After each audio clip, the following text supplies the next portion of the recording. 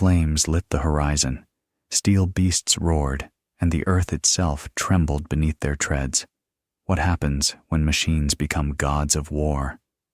I'm your guide from forgotten history tales, and tonight I take you inside the Battle of Kursk. The first sound is not the roar of engines. It is silence. A silence so thick it presses against the ears, as if the very air is waiting. Then, suddenly, the thunder begins. Hundreds of tank engines rumble to life across the endless fields of western Russia, and the earth trembles. I feel it in my bones, as though giants are stirring beneath the soil. Dust rises, birds scatter, and somewhere in the distance, the metallic clatter of tracks grinding into dirt grows louder and louder until it becomes a single, deafening drumbeat. I take you into the dawn of July 5th, 1943. The place, Kursk. The moment, the largest clash of armored beasts the world has ever seen. The air smells of oil, gunpowder, and summer wheat singed by exhaust flames. Soldiers crouch in trenches, cigarettes trembling in their hands, waiting for the storm. The German Wehrmacht has prepared for this strike for months. Hitler himself has staked his prestige on it. Operation Citadel, the assault designed to break the Red Army's back, to carve open the Soviet front like a blade cutting through flesh. The plan is bold. Encircle Kursk from north and south, collapse the bulge, and reclaim momentum after the disaster of Stalingrad. And yet, as I look across the undulating fields, I know the Soviets are not unaware. They are waiting, entrenched, fortified, dug in deeper than any army in history. Behind barbed wire and minefields, artillery pieces sit like predators, camouflaged and patient. The Red Army has woven a labyrinth of steel and fire that stretches for hundreds of miles. It is a trap baited with open fields and defended with teeth of iron. The atmosphere is electric. The Germans believe themselves the masters of mechanized war, the heirs of Blitzkrieg, the lightning strike that shattered Poland, France, and nearly Moscow. Their panzers, their tigers, their panthers, machines with names that echo predatory power. But here at Kursk, the Soviets have gathered their own titans. The T-34, simple, robust, deadly in numbers, waits in the thousands, its crews hardened by 2 years of brutal survival. The battlefield has become a stage where machines will decide the fate of nations. I close my eyes and hear it, the deep, guttural cough of tiger tanks grinding forward, their cannons jutting out like spears of iron. The sound alone inspires dread. Soviet infantry whisper prayers, clenching rifles slick with sweat. Many know they will not live through this day. The first shells scream overhead, explosions rip the fields, turning the earth into geysers of dirt and fire. Mines erupt in thunderclaps, tearing tracks and men apart. The horizon glows red as artillery launches in endless salvos, the ground convulsing like a wounded beast. I can smell cordite, acrid and choking, and feel the heat of flames licking at the dawn. But beneath the smoke, something else stirs, an awareness, a myth. Kursk is not merely a battle. It is a ritual of sacrifice, where machines of iron become gods of war and men their unwilling priests. Each tank is a cathedral of steel, each engine a heartbeat of destiny. Inside those armored hulls, crews are blind and deaf, living in a world of noise and vibration, sweat dripping from their brows as they clutch controls with trembling hands. Imagine being there. The clank of shells sliding into breeches, the vibration of a cannon recoil slamming against your ribs, the suffocating heat inside a tank hull with no ventilation but the stink of diesel and fear. You do not see the horizon. You see through a slit, a narrow vision of death. You are a pawn inside a giant's chest, waiting for the hammer to fall. And outside? A sea of them, hundreds of tanks advancing at once. Imagine the ground moving, the soil shivering, as though the very earth fears being crushed beneath their weight. Kursk is not a battlefield of men alone. It is an arena where metal monsters devour each other, where war has transcended into something mythic, inhuman, and terrifying. As the sun climbs higher, the scale reveals itself. North and south of the bulge, entire German divisions surge forward. 9th Army under Model in the north, 4th Panzer Army under Hoth in the south. They aim to encircle the Soviet defenders, to trap them in a cauldron of annihilation. But every kilometer is paid for with blood. I see German tanks burning, their crews clawing from hatches as fire engulfs them. I see Soviet soldiers crushed under treads, their screams silenced by grinding steel. I see air battles raging above, swarms of Messerschmitts and Yak fighters locked in a deadly spiral, the sky itself shredded by tracers. Time distorts. Minutes stretch into eternities. Each explosion is not just a sound, but a shock wave, rattling your teeth, pounding against your chest. You feel small, utterly insignificant, yet trapped inside the largest clash of machines humanity has ever unleashed.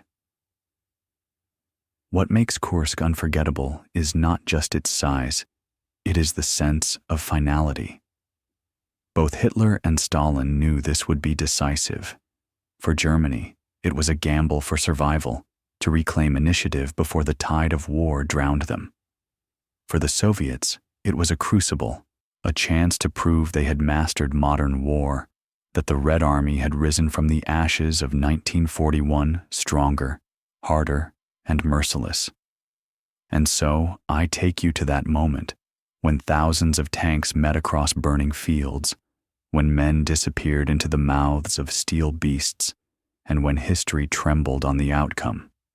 The earth is fire, the sky is iron, the future is uncertain. And then, amidst the chaos, one question burns brighter than all the flames. When the smoke clears, whose gods of war will stand triumphant? The German Tigers, mighty and few, or the Soviet T-34s, humble but countless? The answer lies ahead, in the heart of the Kursk inferno. The morning deepens, yet the light does not bring clarity. Instead, it reveals the true scale of the storm. Smoke rolls across the fields like a black tide, and through it I glimpse silhouettes, hulking shapes advancing steadily, unflinching, as if forged from the very earth. German Tigers, their armor thick enough to laugh at most shells, grind forward with the inevitability of executioners. Their guns thunder, each blast splitting the air like a god's command, and Soviet trenches vanish in fountains of earth and blood. But the Red Army does not scatter. No, this is not the Red Army of 1941, panicked and broken. Here at Kursk I watch them hold.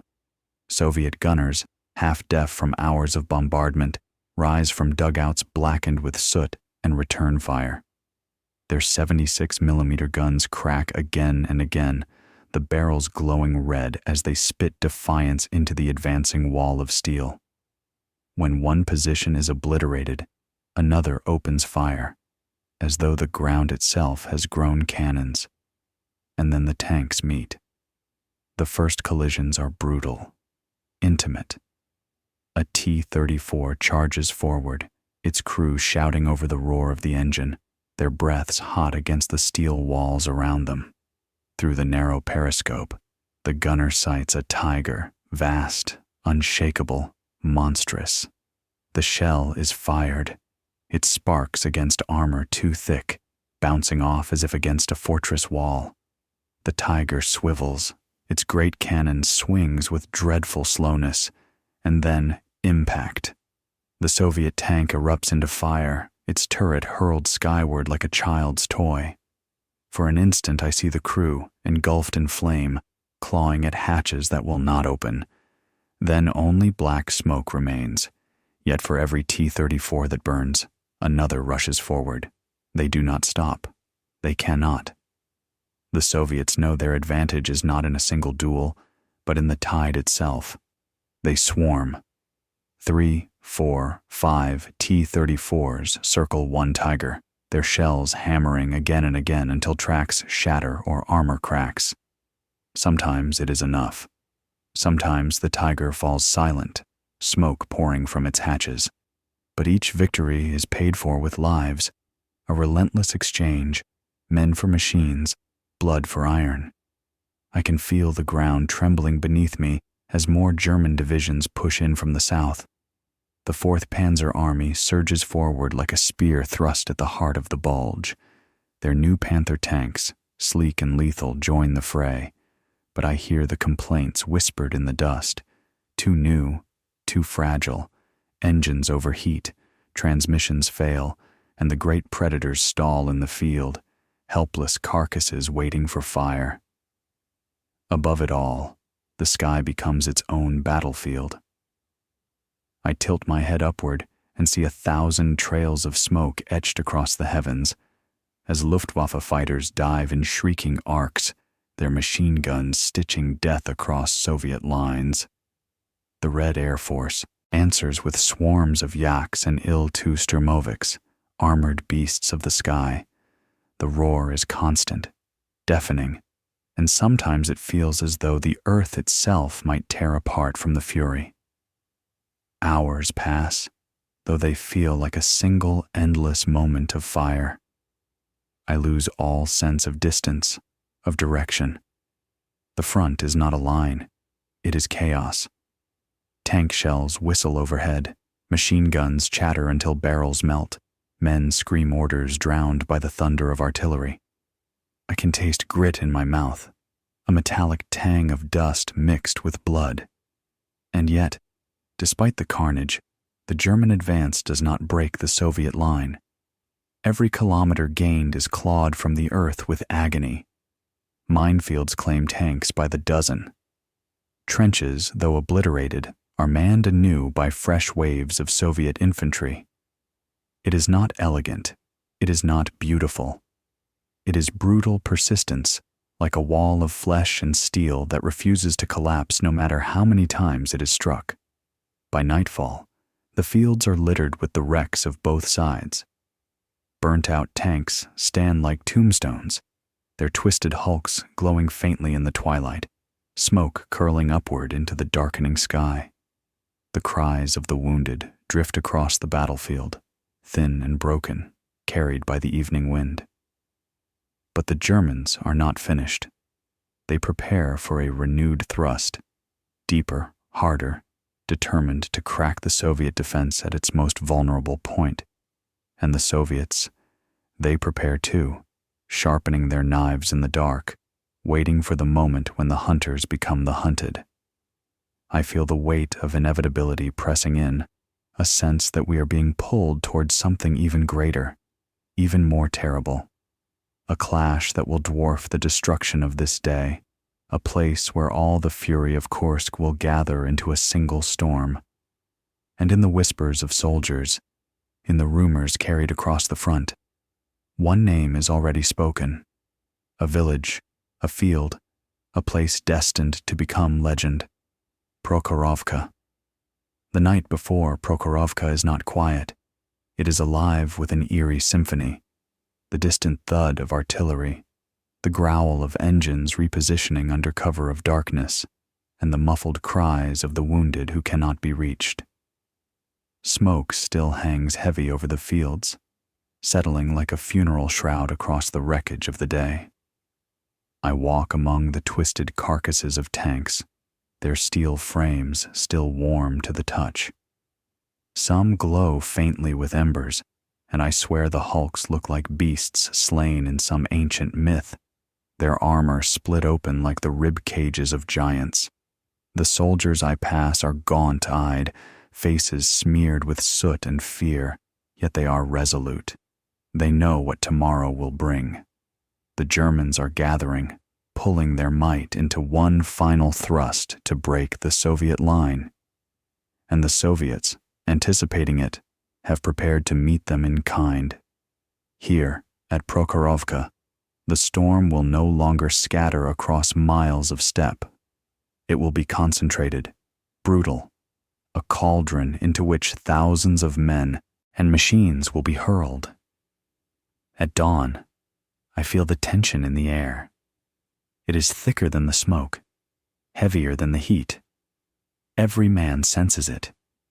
Every engine that sputters to life is like a drum announcing the arrival of fate. I climb into the vision of it, the first rays of sunlight spilling over fields that stretch endlessly, broken only by the scars of trenches and the skeletons of burnt-out armor. The ground trembles. The horizon shimmers.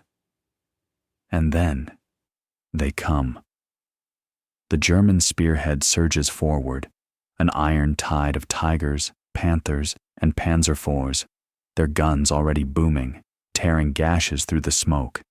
Dust swirls around their treads as if the earth itself recoils at their passage.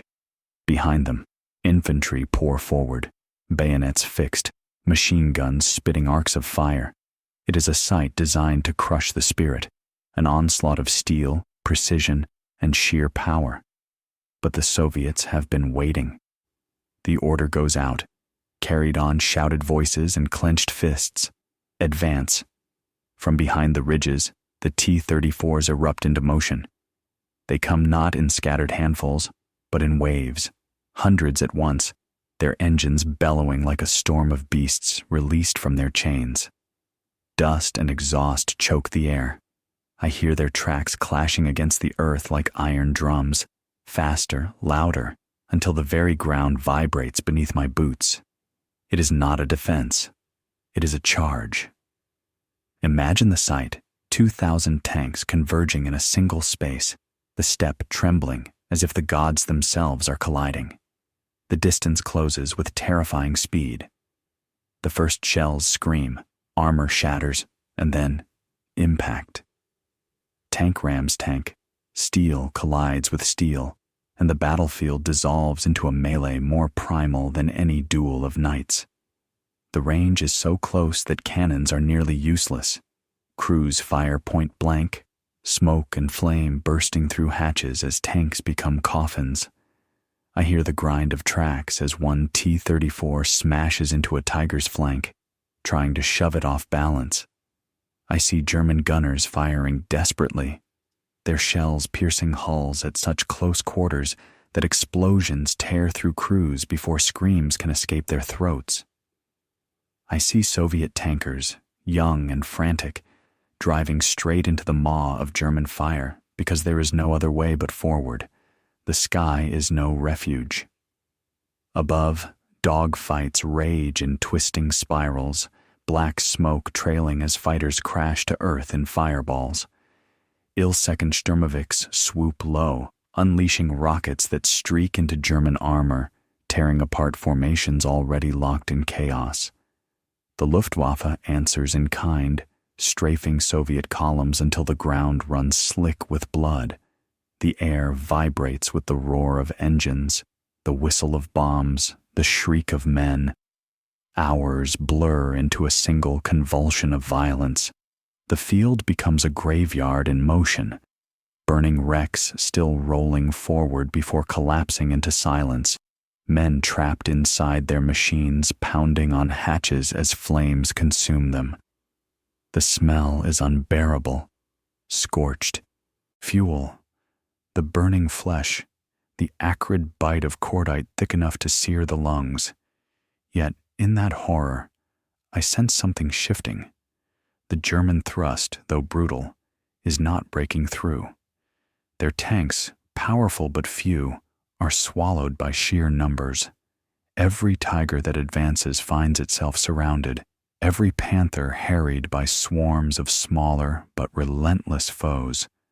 For each Soviet tank that dies, another seems to appear, charging without pause, as if the steppe itself is birthing them in endless waves. By afternoon, The field of Prokhorovka is a furnace. No clear lines remain, only knots of fighting that stretch as far as the eye can see. Crews abandon burning machines and fight with pistols in the grass.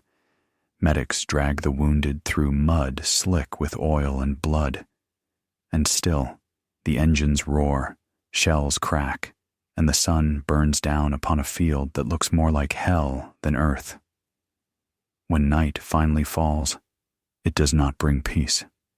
Flames from shattered tanks cast an infernal glow across the landscape, lighting the twisted silhouettes of wreckage that litter the ground by the thousands. The noise dulls, but never ceases.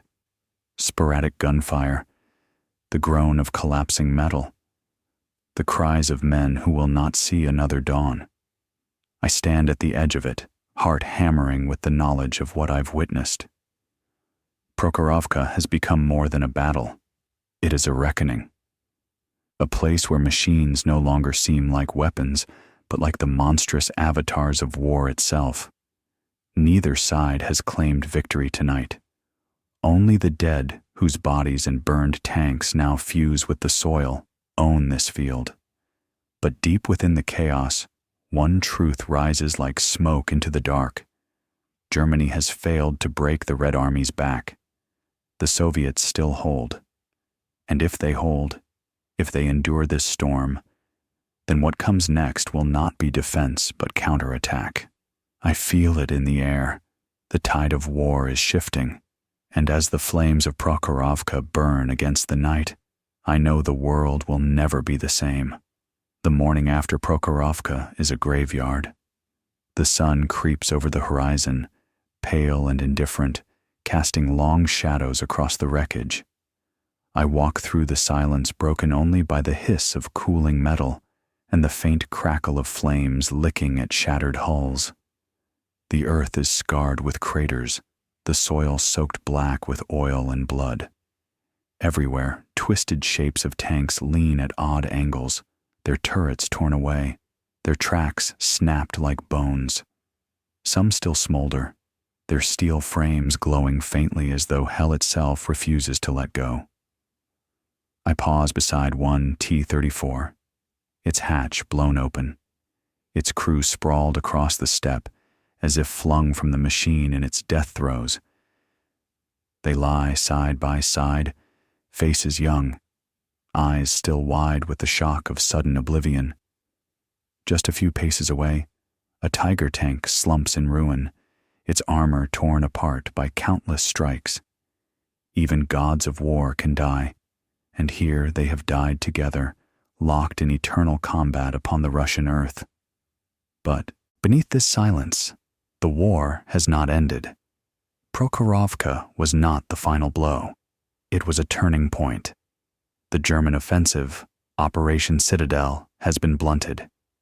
Their mightiest strike has failed to crack the Soviet front, and for the first time since the Blitzkrieg began in 1939, the German armored spearhead is dulled.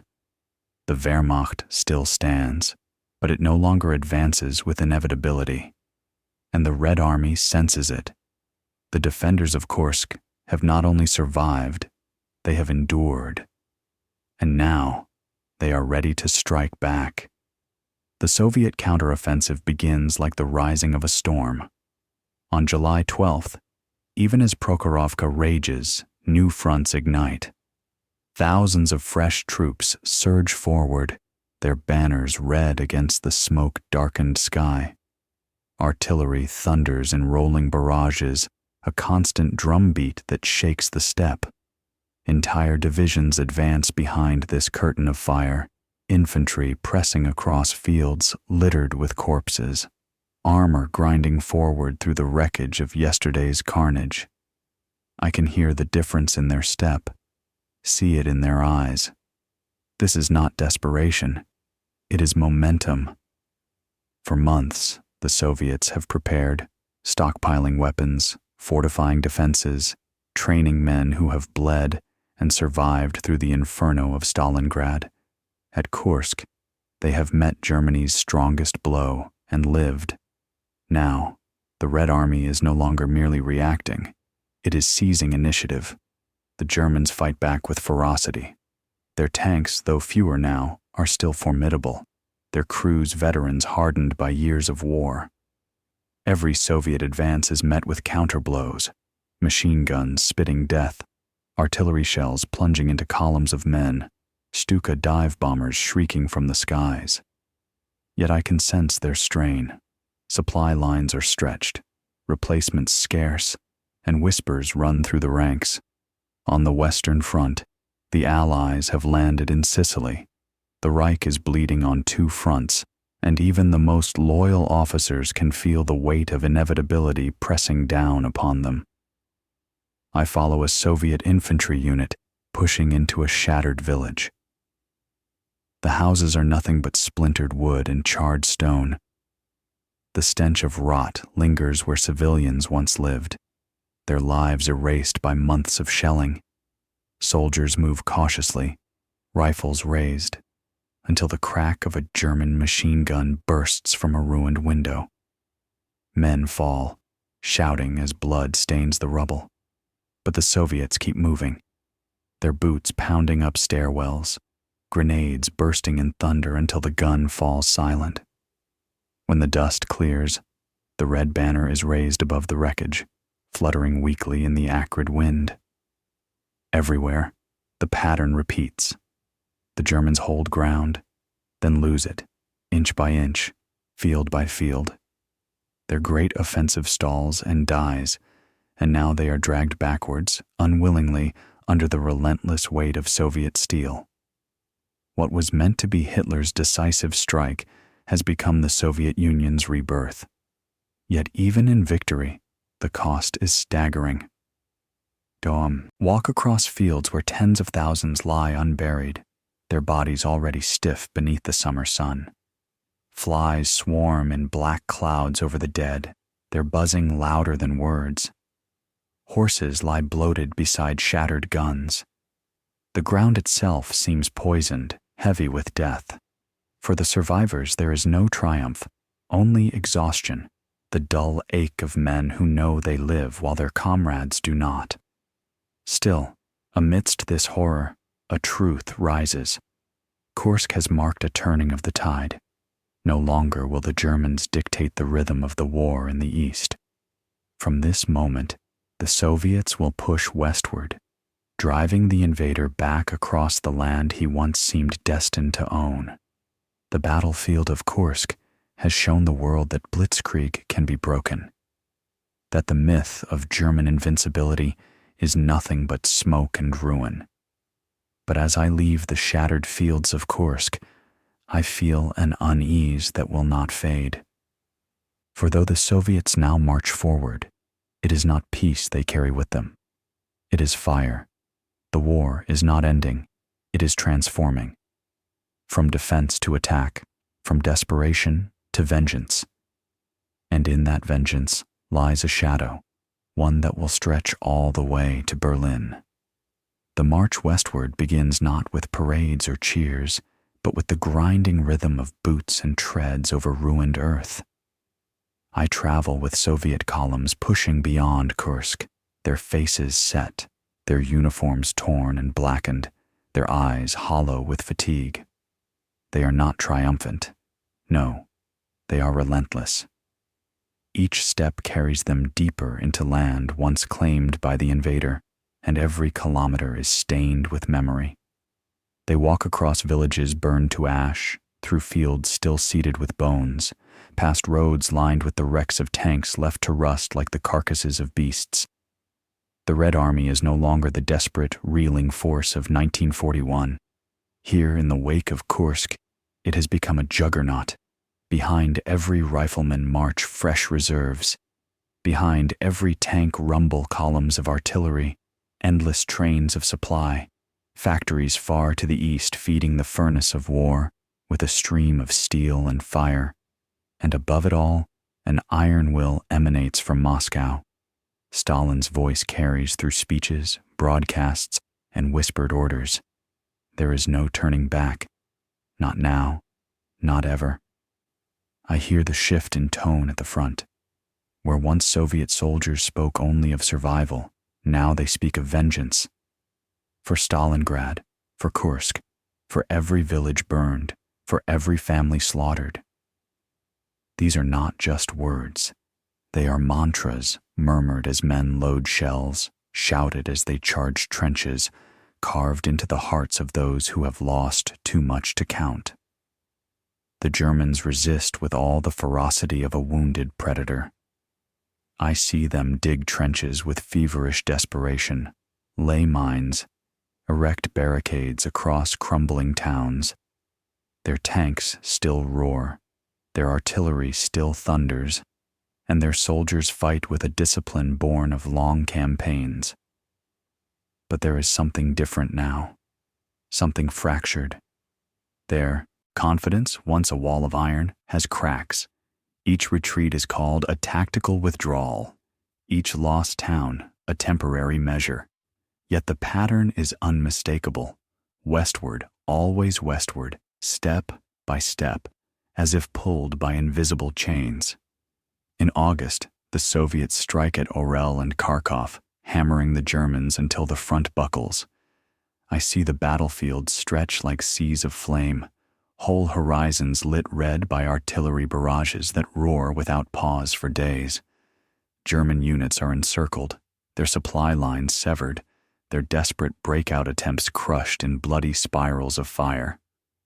The Soviets press onward, driving through smoke and wreckage, capturing city after city, reclaiming soil where graves still lie fresh from earlier defeats.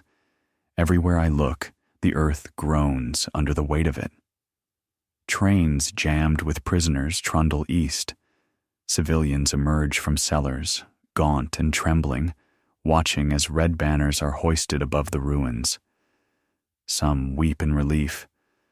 Others stare with haunted eyes, unsure if salvation or another wave of hardship has arrived. Liberation and conquest blur together here. The land has been trampled so often it scarcely remembers peace. And yet, in the midst of this momentum, the cost gnaws at me. For every kilometer gained, thousands fall. The Soviets hurl men forward in relentless assaults, their bodies piling against machine guns, their blood soaking trenches until the mud itself seems alive. Factories may replace tanks, but no factory can replace the lives consumed daily by this furnace. The Red Army advances like a tide, but tides rise only by drowning everything in their path. Still, there is no hesitation. The shadow of 1941 lingers too strongly, the memory of when the Germans stood outside Moscow, when cities burned, when the motherland seemed on the edge of death. Now the Red Army's answer is unyielding, to push the invader not just back, but out, to grind him down until nothing remains. As I march with them, I feel the transformation of the war itself. Kursk was the hinge. Before it, Germany dictated the rhythm. After it, the Soviets drive the tempo. From Orel to Kharkov, from Kharkov toward the Dnieper, the advance rolls on like a storm gathering strength. The once invincible Wehrmacht is now the one reacting, improvising, retreating. But with this new momentum comes a foreboding. The further west the Soviets push, the closer they come to the heart of Germany itself. The closer they come to the great cities, Kiev, Warsaw, Budapest, Berlin, the heavier the resistance will become, the greater the blood price demanded. And beyond that lies a question whispered among officers and soldiers alike. When the Red Army reaches the borders of Europe, what will happen then? For now, though, there is only the advance. The land once seized by the Wehrmacht is slipping from its grasp. Kursk has shattered the illusion of German invincibility. The Red Army has seized the momentum, and it will not be stopped. Yet I cannot shake the sense that the worst is still to come. The battlefield ahead will not just decide borders. It will decide the future of Europe itself. And in that future, I see both liberation and fire. Autumn arrives on the steppe with a bitter chill, but the fire of war does not dim. I march westward with the Red Army as it claws across Ukraine, the rivers swollen with rain, the fields turned to sucking mud that swallows boots and treads alike. The men curse the mire, curse the endless marches, curse the hunger that gnaws their stomachs, but they do not stop. The tide that began at Kursk rolls forward, inexorable, and no force can turn it back. The Dnieper River looms ahead like a vast, dark scar across the land. Wide, deep, and treacherous, it stands as the next barrier to the Soviet advance, a natural fortress behind which the Germans hope to halt the storm. Their engineers dig furiously into the western bank, laying wire and mines, fortifying villages into strong points. They call it the East Wall. I watch them through smoke and mist, bent figures shoveling earth as guns rumble in the distance. It is a wall not of stone, but of desperation. The Soviets, however, are undeterred. Orders echo along the front, cross at any cost. I see the preparations unfold, rafts cobbled from logs, pontoons assembled under artillery fire, soldiers stripping to their waists to drag boats through sucking mud. The river is a black mirror, its surface broken by searchlights, tracer fire, and the distant roar of artillery. Crossing it feels like stepping into the jaws of death. When the assault begins, the night erupts. Shells streak overhead, tearing fountains of water high into the air. Men paddle rafts with frantic strokes, bullets whipping across the surface, hissing as they strike. Some rafts splinter instantly, their crews swallowed by the current, dragged beneath by the weight of rifles and ammunition. Others push through, bayonets gleaming faintly as they surge toward the far bank. I hear the cries of men drowning, the clash of steel on steel as those who make it ashore hurl themselves into German trenches. The night is chaos, the river itself glowing red with the reflection of fire. By dawn, Soviet flags are planted on the western bank. Bridges are built, tanks roll across, and the Red Army surges forward yet again. The East Wall, like every other German hope since Kursk, is torn open. I travel with advancing units into Ukraine's heartlands. Cities scarred by occupation rise before us. Kiev, a jewel battered and blackened, yet still standing. I walk its shattered streets, the air thick with the scent of smoke and ruin. Civilians emerge from basements, faces gaunt, eyes hollow, some falling to their knees in tears as the Red Army enters. For them, liberation is tangled with sorrow. Their homes are ruins, their families scattered or gone. They embrace soldiers with gratitude, yet their voices tremble with grief. The war has spared no one. Everywhere the Soviets push, the Germans resist with increasing desperation. Retreats turn into scorched earth. Bridges are blown, railways ripped apart, villages torched so nothing remains for the advancing enemy. I see blackened fields, wells poisoned, livestock slaughtered in ditches. It is a land deliberately murdered, denied even to those who live upon it. The Wehrmacht may be losing ground, but they leave only ashes behind. Still, the momentum is unstoppable. From Kiev to the Dnieper Bend, from the Dnieper to the Carpathians, the Red Army presses on.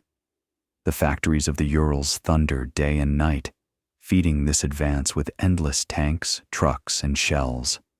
For every Soviet soldier who falls, another steps forward, rifle in hand. For every T-34 destroyed, 2 more arrive to take its place. The sheer weight of men and machines becomes its own weapon, yet victory carries its own burden.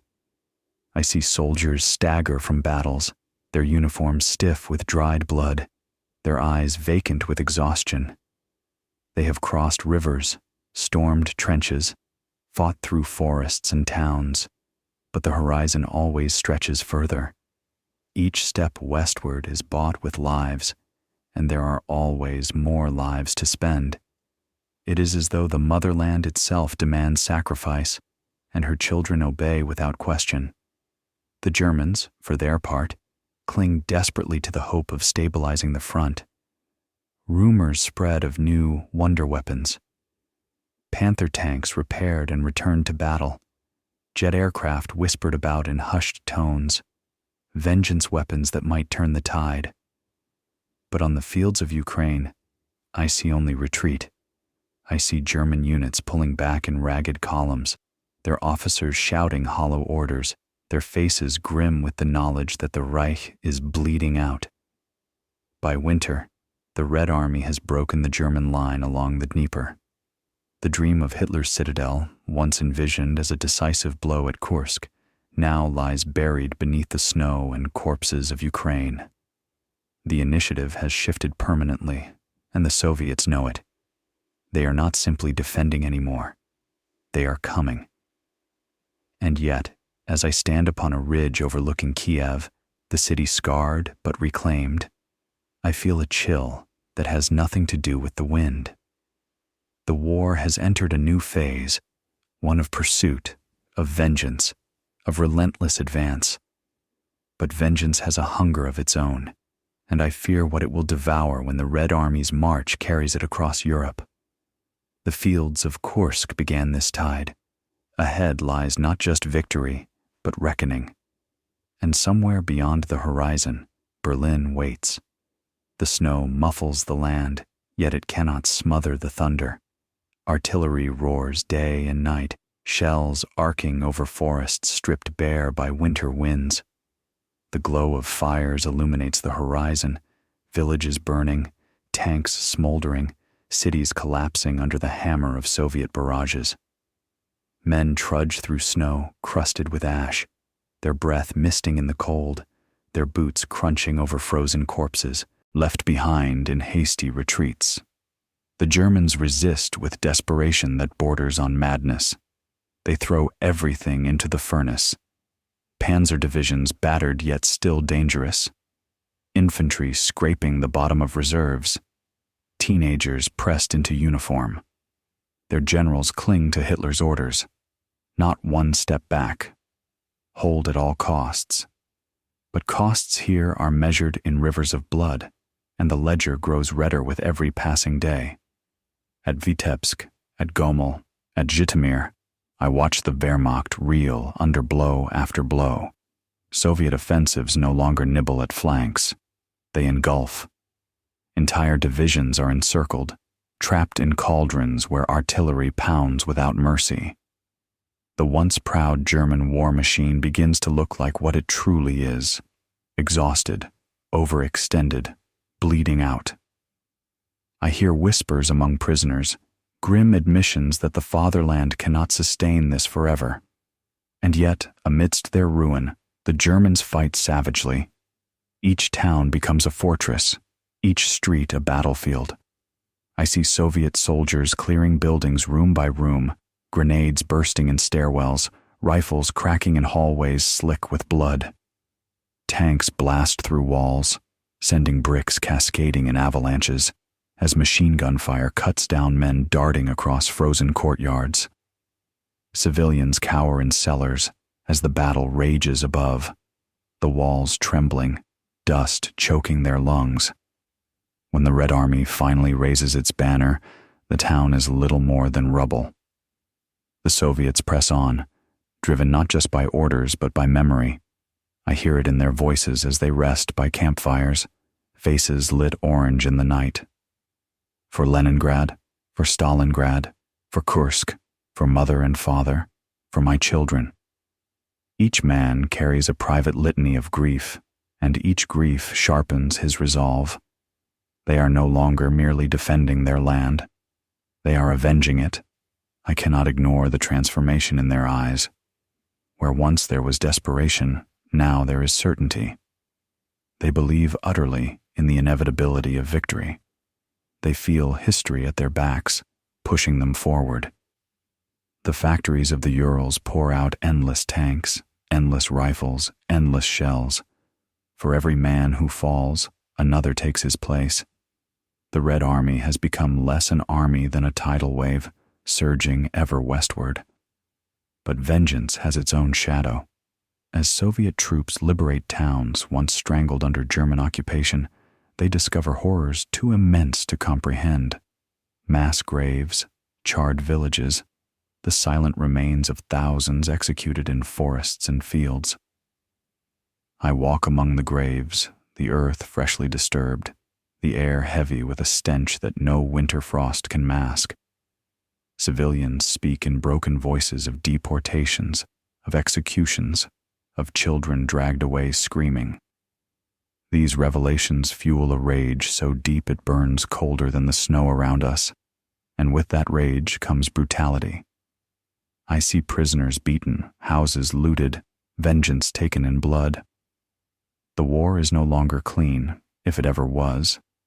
It has become a cycle of retribution, each atrocity feeding the next. I cannot tell where justice ends and cruelty begins. Still, the march westward continues. By spring, the Red Army surges forward in great offensives that shatter the German front. Operation Bagration explodes across Byelorussia in 1944, a hurricane of men and machines that annihilates whole German armies in weeks. Town after town falls, German divisions collapse, the Eastern Front disintegrates like rotting cloth. The Soviets, once the hunted, are now the hunters, relentless in their pursuit. I stand upon a hill as columns of tanks roll past, their guns pointed ever west, their tracks grinding into roads long broken by war. Soldiers ride on their hulls, singing songs hoarse with exhaustion, yet fierce with pride. Behind them march endless lines of infantry, their silhouettes stretching to the horizon. Above, planes streak in great swarms, their engines humming with the sound of domination. The steppe that once swallowed Soviet armies in defeat now spits them out in triumph. Germany's gamble at Kursk has failed, and the price of that failure is now being paid in blood and land, city by city, border by border. The Red Army does not stop. It will not stop. Ahead lies Poland, then East Prussia, and beyond that, the heart of the Reich itself. Yet as I watch them march, a chill creeps into me. Victory is certain now, yes, but I know certainty carries its own dangers. When the Red Army reaches Germany, what vengeance will it unleash? What horrors will be mirrored back upon the land that first brought them fire? The road to Berlin lies open, but it is paved with shadows, and in those shadows I hear the whispers of a final storm waiting to break. The road to Berlin stretches before us like a scar through the heart of Europe. I march with the Red Army as winter thaws into spring, and the weight of destiny grows heavier with each passing day. Every mile westward is soaked in blood, every bridge crossed built upon bones. Poland lies behind us now, liberated yet broken, its people hollow-eyed from years of terror. East Prussia has been breached, the once proud bastion of the Reich, shattered by fire and steel. And ahead, Berlin, the dark heart of the enemy, the citadel where Hitler clings to delusion while the world around him collapses. The closer we come, the more frantic the resistance becomes. German soldiers fight with the desperation of men defending not just land, but existence itself. Boys, barely 16, clutch rifles too heavy for their arms. Old men, pressed into service, stagger through ruined streets with ancient weapons. Women dig trenches, lay mines, anything to slow the inevitable. Yet nothing stops the tide. The Red Army has become elemental, an avalanche roaring down a mountain, crushing everything in its path. I stand at the Oder River, the last great barrier before Berlin. The crossing is a vision of chaos. Artillery roars without pause, shells raining upon the far bank until the earth itself seems to split. Smoke drifts in thick curtains, choking the air. Soviet soldiers push pontoons into the current, bullets whipping across the water. Men fall, their bodies swallowed by the river, but more surge forward, scrambling onto the western shore, clawing trenches from the soil with bare hands. Within days, the Red Army has carved its bridgeheads. The road is open, and then the final offensive begins. April 1945. I hear the thunder of artillery so immense it shakes the very ground beneath my feet. Thousands of guns fire at once, a storm of steel descending upon Berlin. The sky glows red with the fury of it. Buildings crumble, entire districts vanish under the bombardment. The city that once believed itself eternal now trembles like a dying beast. The Red Army advances street by street, house by house, room by room. I follow them through a city transformed into a labyrinth of rubble. Tanks grind over tram lines twisted into knots, their cannons blasting holes through walls so infantry can charge. Flames roar through buildings, glass shatters in endless cascades. Dust fills every breath. The fighting is intimate, brutal. Bayonets flashing in stairwells, grenades tossed through doorways, pistols fired at point-blank range. Above us, the sky is a constant roar of aircraft, bombs falling with shrieks that tear through nerves. Below, in the tunnels of the U-Bahn, civilians huddle in darkness, their whispers trembling with fear. Children cling to their mothers, their eyes wide with terror as the thunder of war echoes through the earth. For them, the end of the Reich feels less like liberation and more like the end of the world. In the government quarter, resistance stiffens. Hitler's guard fights to the last, fanatics clinging to ruins as though their faith alone might turn the tide. But the Red Army is merciless. They have seen too much. Leningrad starved, Stalingrad burned, Kursk bled dry.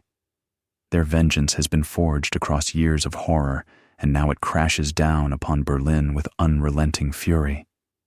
I hear the whispers ripple through the ranks. Hitler is in his bunker, cowering beneath the ruins of his city. As shells pound above, he clings to illusions, issuing orders to armies that no longer exist. Soon, even those whispers fade. On April 30th, the man who once sought to dominate the world puts a pistol to his head. A single shot, muffled deep underground, marks the end of the Reich he built on fire and fear. But for the soldiers above, the fighting does not stop. Berlin burns for days more, its streets choked with smoke, its skies black with ash. Finally, on May 2nd, the city falls silent. The guns cease. The red banner is raised above the Reichstag, torn but proud, fluttering against a sky still heavy with smoke. I stand beneath it, the thunder of war echoing in my chest, knowing that this moment, this image, will be carved into history forever.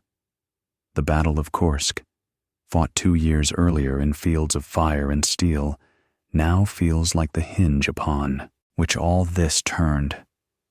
There, the German juggernaut was broken. There, the tide shifted. From that clash of iron gods arose this relentless march, this storm that ended in the heart of Berlin. Yet as I breathe in the smoke of victory, I cannot escape the ghosts. The cost is beyond counting, millions dead, cities erased, entire nations scarred. The gods of war, those tanks that clashed at Kursk, did not bring salvation. They brought only destruction, a harvest of fire that consumed soldiers and civilians alike. Victory has been won, but peace feels distant, fragile, uncertain. I look across Berlin, its ruins stretching to the horizon, and I wonder, was this truly an ending, or merely the opening of another chapter written in ash? The guns are silent, but the shadows of war linger, long and cold, stretching across the future. And in those shadows, I hear once more the echo of Kursk, the thunder of tanks, the roar of engines, the cry of men consumed by steel, reminding me that when gods of war walk the earth, humanity itself trembles beneath their feet.